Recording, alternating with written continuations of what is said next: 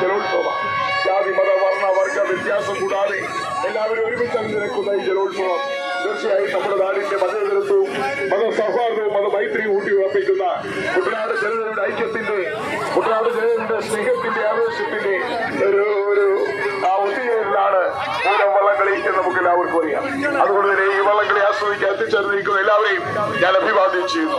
അതുകൊണ്ട് തന്നെ ഈ മത്സരത്തിൽ പങ്കെടുക്കുവാൻ എത്തിച്ചേർന്നിരിക്കുന്ന ചുണ്ടൻ വള്ളങ്ങളെയും അതുപോലെ വെപ്പ ഇരട്ടുകുത്തി ഉൾപ്പെടെയുള്ള എല്ലാ വള്ളങ്ങളെയും എല്ലാം ഞാൻ ഈ അവസരത്തിൽ അഭിവാദ്യം ചെയ്യുന്നു.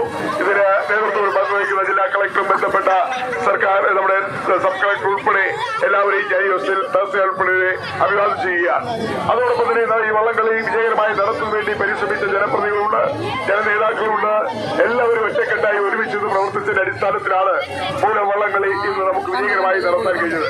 ഈ വള്ളംകളിയെ സഹായിക്കാൻ, സാമ്പത്തികമായി സഹായിക്കാൻ ഒരുപാട് വ്യക്തികളും സ്ഥാപനങ്ങളും ഒക്കെ മുന്നോട്ട് വന്നിട്ടുണ്ട്.